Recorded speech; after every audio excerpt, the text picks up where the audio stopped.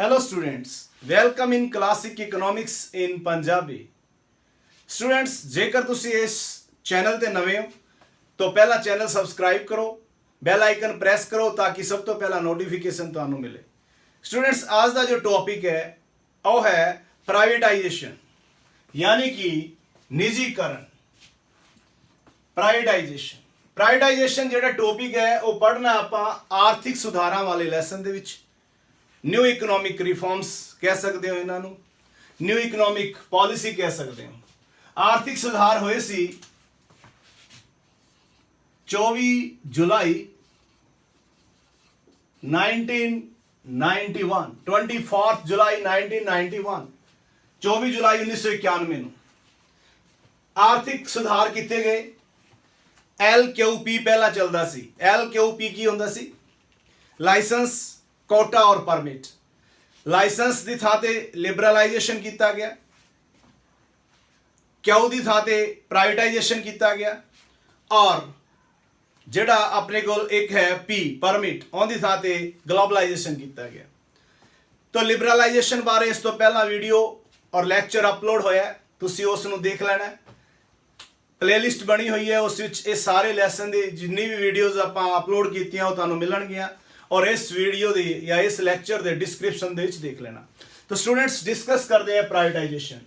ਛੋਟਾ ਜਿਹਾ ਟੌਪਿਕ ਹੈ, ਬਹੁਤ ਛੋਟਾ ਜਿਹਾ। ਤਾਂ ਵੀਡੀਓ ਜਿਹੜਾ ਹੈ ਜਾਂ ਲੈਕਚਰ ਜਿਹੜਾ ਹੈ, ਤੁਸੀਂ ਲੈਕਚਰ ਨੂੰ ਐਂਡ ਤੱਕ ਜ਼ਰੂਰ ਸੁਣਿਓ। ਪ੍ਰਾਈਵੇਟਾਈਜੇਸ਼ਨ ਆਪਾਂ ਇੱਕ ਲਾਈਨ ਦੇ ਵਿੱਚ ਵੀ ਖਤਮ ਕਰ ਸਕਦੇ ਹਾਂ, ਕੋਈ ਜ਼ਰੂਰੀ ਨਹੀਂ ਹੈ ਕਿ ਇੰਨਾ ਵੱਡਾ ਇੱਕ ਲੈਕਚਰ ਬਣਾਉਣਾ, ਇਸ ਕਰਕੇ ਮੈਂ ਇਹਨੂੰ ਜ਼ਿਆਦਾ ਲੰਬਾ ਨਹੀਂ एक्सप्लेन करूंगा।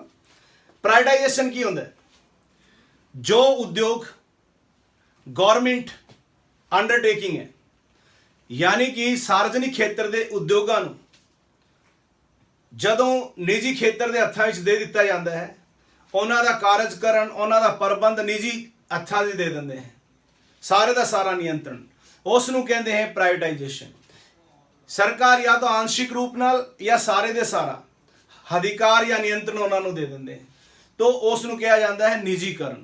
पर आप टैक्नीकल लैंग्वेज दे विच किवें लिखांगे, इस दे लई आपां थोड़ा जिहा डिस्कस कर लैने हैं। तो इत्थे आपां कुछ सिलेक्टेड वर्डिंग लिखी है। इहदे विच एक हिसाब वाला है, इस हिस्से नूं आपां लिख सकते हैं।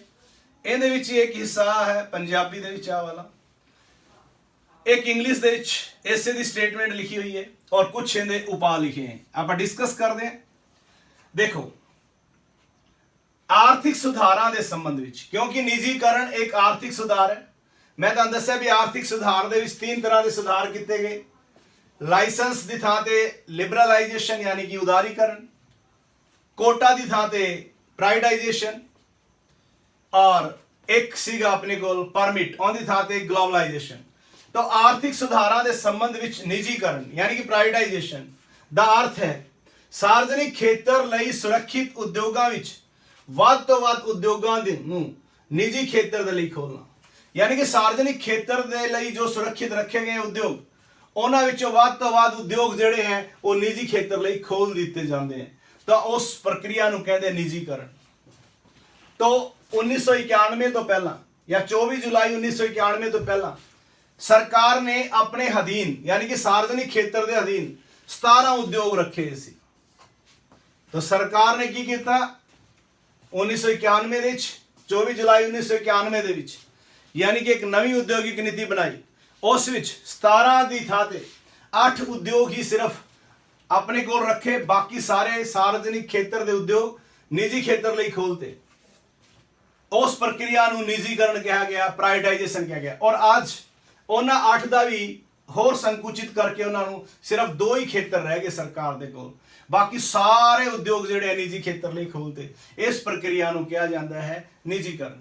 इस दे अधीन वर्तमान सार्वजनिक खेत्र के उद्यमां नूं, जो सार्वजनिक खेत्र के वर्तमान उद्योग है, यानी कि उस समय 1991 के 17 जिहड़ी मैं गल कर रहा सी, पूरी तरह जां उस दे एक हिस्से नूं निजी खेत्र विच बेच दिता जाता है, या तो पूरी तरह बेच दिता जाता है या एक हिस्से नूं। ये लाइन एक अलग तरीके की लाइन है, जो तुसी लिखना चाहो लिख सकते हो। मेन गल आ लिख देनी है, 2 मार्क्स से आ जाए, आ लिख देना है। निजीकरण वो साधारण प्रक्रिया है जिसके द्वारा निजी खेत्र किसी सरकारी उद्यम का मालिक बन जाता है, यानी कि निजी खेतर सार्वजनिक उद्यम का मालिक बन जाता है ਜਾਂ उसका प्रबंध करता है। तो निजीकरण वो साधारण प्रक्रिया है जिस दे द्वारा निजी खेतर किसी सरकारी उद्यम का मालिक बन जाता है ਜਾਂ उसका प्रबंध करता है। इंग्लिश ਦੇ ਵਿੱਚ ਇਸੇ ਚੀਜ਼ ਨੂੰ ਲਿਖਿਆ ਹੈ, privatisation is the general process of involving the private sector in the ownership or operation of state owned enterprises। तो जेकर तुसी इंग्लिश च लिखना चाहो तो ਇਹਨੂੰ ਲਿਖ ਸਕਦੇ ਹੋ। ਹੁਣ ਇਹ ਹੈ ਪ੍ਰਾਈਵੇਟਾਈਜੇਸ਼ਨ। ਛੋਟੀ ਜੀ ਗੱਲ ਹੈ, ਸਾਰਵਜਨਿਕ ਖੇਤਰ ਦੇ ਉਦਮਾਂ ਨੂੰ ਨਿੱਜੀ ਖੇਤਰ ਦੇ ਹੱਥਾਂ ਵਿੱਚ ਦੇ ਦੇਣਾ, ਉਹਨਾਂ ਦਾ ਸਾਰਾ ਪ੍ਰਬੰਧ ਜਾਂ ਸੰਚਾਲਨ ਨਿੱਜੀ ਖੇਤਰ ਕਰਦਾ ਹੈ। ਯਾਦ ਆਉਂਦਾ ਇੱਕ ਆਂਸ਼ਿਕ ਹਿੱਸਾ ਜਾਂ ਇੱਕ ਹਿੱਸਾ ਕੁਝ ਕਰ ਸਕਦਾ ਹੈ। ਹੁਣ ਇਹਦੇ ਲਈ ਸਰਕਾਰ ਨੇ ਕਿਹੜੇ ਉਪਾਅ ਕੀਤੇ ਗਏ? तीन ਉਪਾਵਾਂ ਦਾ ਗੱਲ ਕਰਨਾ ਹੈ ਇੱਥੇ ਮੇਨ 3 ਮੈਜਰਸ ਕੀਤੇ ਹੈ। ਇੱਕ ਹੈ ਸਾਰਵਜਨਿਕ ਖੇਤਰ ਦਾ ਸੰਕੁਚਨ ਕੀਤਾ ਗਿਆ। ਇਹਦੀ ਸਟੋਰੀ ਆਪਾਂ ਪਹਿਲਾਂ ਵੀ ਦੱਸਤੀ, ਸਾਰਵਜਨਿਕ ਖੇਤਰ ਦੇ ਉਦਯੋਗਾਂ ਦਾ ਸੰਕੁਚਨ, यानी कि 1991 ਤੋਂ ਪਹਿਲਾਂ ਸਰਕਾਰ ਨੇ ਆਪਣੇ ਕੋਲ 17 ਉਦਯੋਗ ਰੱਖੇ ਸੀ। ਤਾਂ ਸਾਰਵਜਨਿਕ ਖੇਤਰ ਦੇ ਲਈ ਸੁਰੱਖਿਅਤ 17 ਉਦਯੋਗਾਂ ਨੂੰ ਘੱਟ ਕਰਕੇ 1991 ਵਿੱਚ 8 ਅਤੇ ਹੁਣ ਬਾਅਦ ਵਿੱਚ 2 ਕਰ ਦਿੱਤੇ ਗਏ। ਹੁਣ ਸਰਕਾਰ ਕੋਲ ਸਿਰਫ 2 ਹੀ ਉਦਯੋਗ ਹੈ, ਇੱਕ ਪਰਮਾਣੂ ਊਰਜਾ ਔਰ ਇੱਕ ਰੇਲ यातायात। ਇਹ ਕੁਐਸਚਨ ਪੁੱਛਿਆ ਜਾ ਸਕਦਾ ਹੈ 1 ਜਾਂ 2 ਨੰਬਰ 'ਚ। ਸਰਕਾਰ ਦੇ ਕੋਲ ਹੁਣ ਜਿਹੜੇ ਸਰਕਾਰ ਦੀ ਮਲਕੀਅਤ ਵਾਲੇ ਉਦਯੋਗ ਕਿਹੜੇ?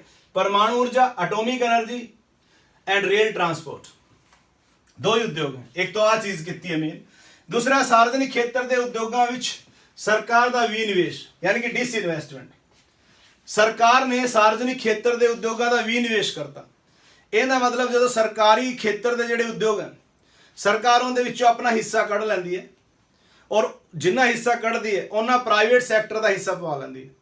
मान लो एक एग्जाम्पल है कि किसी डिपार्टमेंट ਦੇ ਵਿੱਚ 100% ਜਿਹੜਾ ਹੈ ਸ਼ੇਅਰ ਪਹਿਲਾਂ ਜਾਂ 100% ਹਿੱਸਾ ਸਰਕਾਰ ਦਾ ਸੀ, ਤਾਂ 100% ਸੀ ਸਰਕਾਰ ਕੋਲ।